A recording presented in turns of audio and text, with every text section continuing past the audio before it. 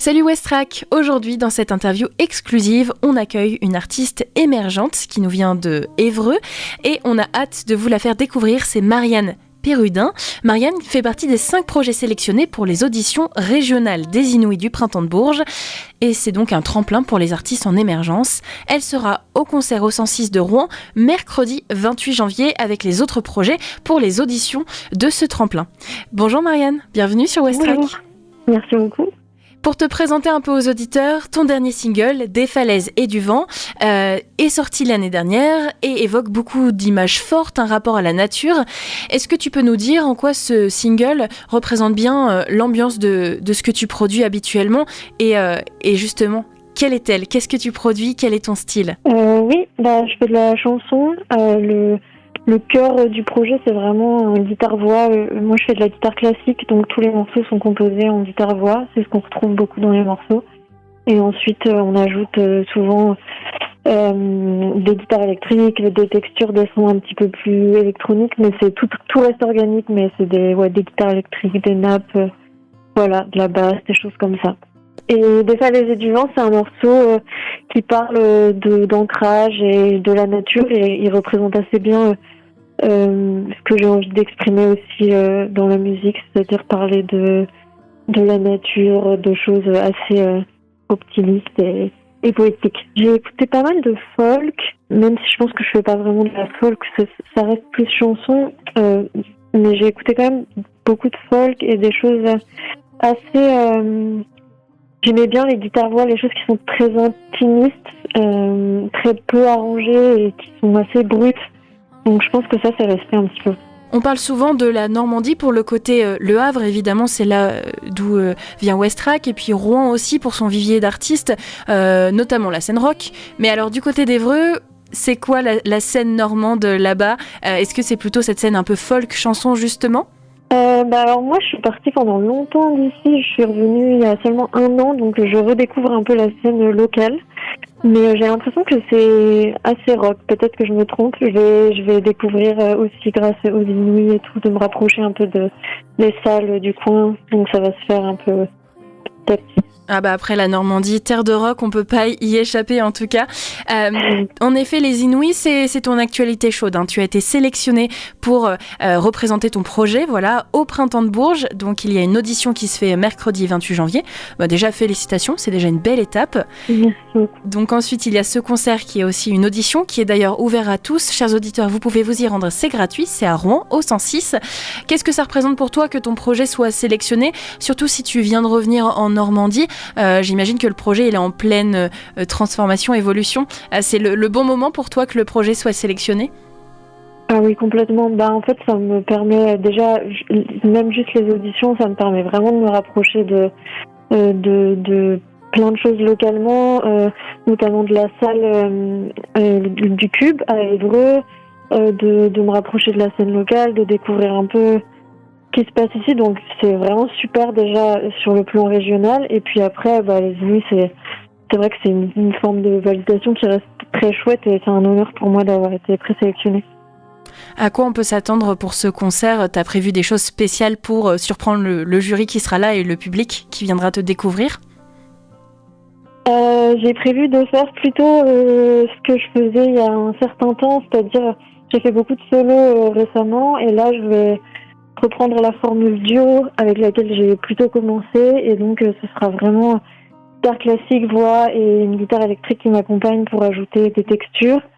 Donc ça va rester très simple. J'ai envie de proposer quelque chose de très simple et de très fidèle à ce que je fais d'habitude, sans fioriture.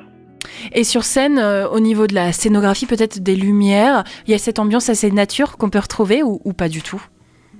Oui, alors malheureusement, j'ai pas pu faire de résidence lumière, ça a été un peu juste, mais j'ai une petite idée d'orientation pour les lumières. J'aimerais que ça reste très très nature, très sobre et intimiste, aussi bien dans le son que dans la scénographie. Ouais. Et ce temps au 106, c'est à la fois un concert classique, j'ai envie de dire, un moyen pour les personnes de te découvrir, et puis cette partie audition.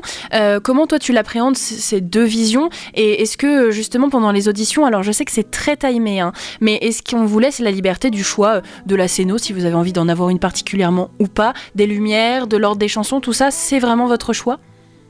Oui, complètement. On a un temps qui est donné, c'est-à-dire 30 minutes, donc c'est vraiment pas plus, pas moins. Il faut qu'on reste vraiment le plus proche possible de 30 minutes. Et après, c'est très libre. On fait les résidences vraiment de notre côté, avec notre ingé son, lumière si on a la possibilité. Enfin, ça reste très très libre après. Et est-ce que tu as prévu des temps aussi d'échange avec le public où tu vas leur parler ? Parce que dans ces 30 minutes, tout est timé, les titres, les temps de prise de parole. Tu as prévu d'échanger un peu avec ton public ?